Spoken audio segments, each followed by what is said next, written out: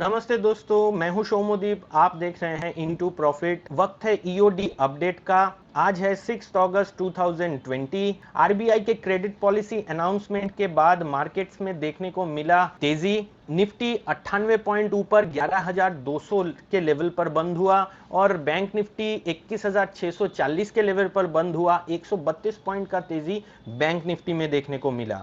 तो आगे कैसा रह सकता है मार्केट्स का डायरेक्शन, कौन से वो स्टॉक्स है जिनको मैंने अपने क्लाइंट को रिकमेंड किया है और आप क्या रख सकते हैं अपनी ट्रेडिंग स्ट्रेटजी, जानने के लिए देखते रहिए इस वीडियो को। तो चलिए शुरू करते हैं निफ्टी और बैंक निफ्टी के चार्ट से। पहले देख लेते हैं निफ्टी का चार्ट, उसके बाद में देखेंगे बैंक निफ्टी का चार्ट और जान लेते हैं कि स्ट्रक्चर मार्केट का कैसा है।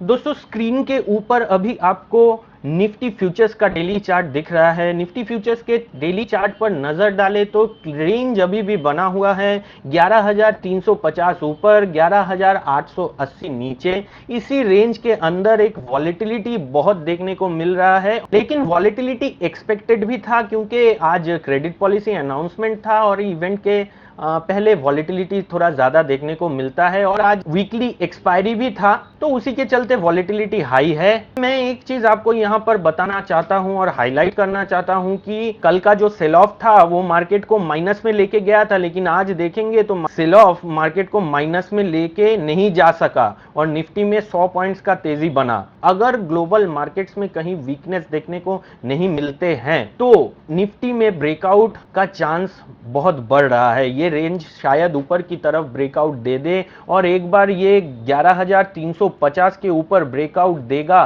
तो कम से कम 400 से 500 पॉइंट का रैली निफ्टी में देखने को मिलेगा। तो क्यों मैं बोल रहा हूं कि ब्रेकआउट का चांस बढ़ रहा है, उसका कारण है बैंक निफ्टी।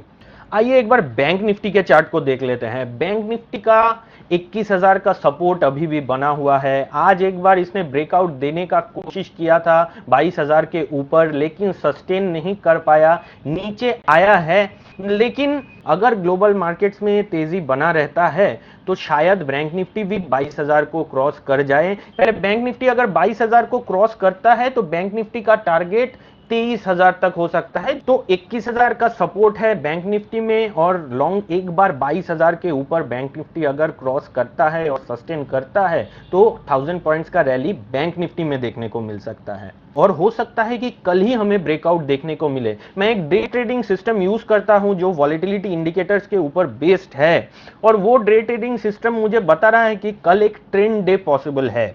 ट्रेंड डे यानी कि जिस दिन पे रिट्रेसमेंट और यानी इंट्राडे में काउंटर ट्रेंड मूवमेंट बहुत कम देखने को मिलता है और दिन बहुत बड़ा बार होता है आइदर ऑन द अपसाइड और ऑन द डाउन साइड।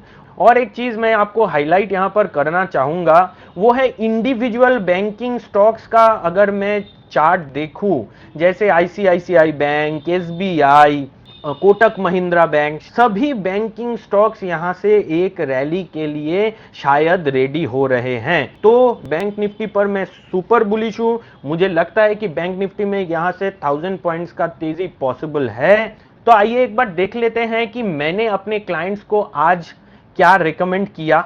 जैसे कि आपको पता है कि कल के ट्रेडिंग सेशन में मैंने अपने क्लाइंट्स को सब फ्यूचर्स के पोजीशंस एग्जिट करने के लिए और मैं कोई पोजीशन आज के ट्रेडिंग सेशन पे कैरी नहीं कर रहा था। तो सुबह 11:16 पे मैंने इंडिगो फ्यूचर्स में एक शॉर्ट कॉल दिया। 960 के लेवल पे शॉर्ट है, स्टॉप लॉस है 993 का, टारगेट प्राइस है 895 का। आइए इंडिगो के चार्ट को एक बार देख लेते हैं।